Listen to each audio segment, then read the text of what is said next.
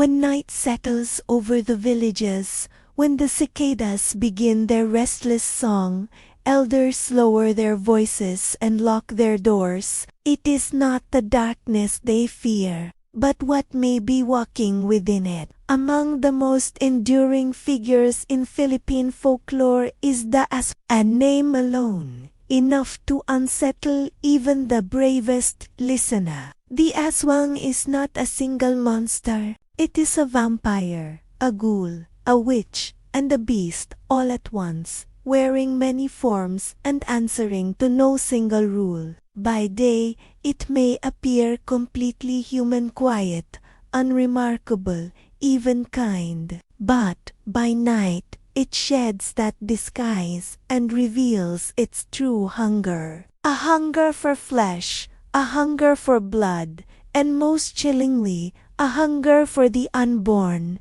This shapeshifter is a master of many forms. Some tales speak of a beautiful woman who detaches her upper body at midnight, sprouting leathery wings and flying silently through the night sky in search of her next victim. Others speak of a man who transforms into a massive black dog with glowing eyes, or a monstrous boar that tears through the forest, or a strange, silent bird whose wings beat with an unnatural stillness. But no matter the form, the purpose always remains the same: to hunt.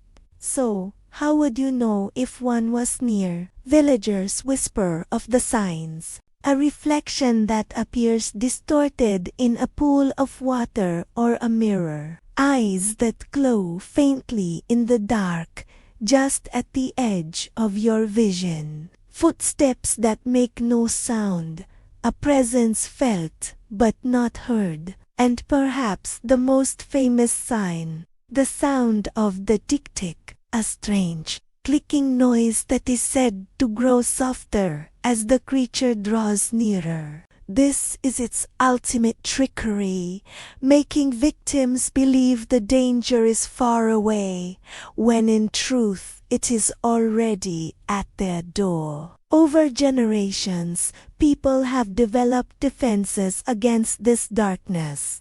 Garlic, pungent and sharp, is hung by the door. Salt, a symbol of purity, is scattered along windowsills. Holy symbols and blessed objects are tucked beneath pillows. These rituals are not merely superstitions. They are acts of comfort, small assertions of control against an enemy that thrives on your fear. They are a way to fortify the home against the terrors of the night. But the legend of the Aswang endures not just because it frightens us. It endures because it reflects something deeply and uncomfortably human. It embodies the ultimate betrayal, the fear that the monster could be someone you know, someone you trust, someone living right next door. The Aswang mirrors our collective anxieties of the unknown,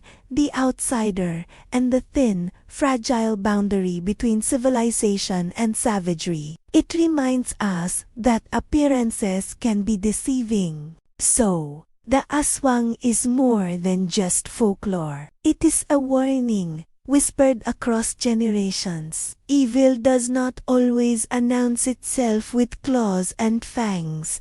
Sometimes it smiles, it blends in, it waits patiently for nightfall. And so, even today, in modern towns and bustling cities, when the wind rattles the trees and the night grows unnaturally quiet, some still listen for the faint sound of the tick-tick. Because the deepest fear is not born from what we can see, but from what may be standing right beside us, looking perfectly human, until the dark makes it bold enough to change. Thanks for joining me on this journey into the shadows of folklore. If you enjoy exploring these ancient tales, don't forget to like this video and subscribe for more stories from the dark. Stay curious and stay safe.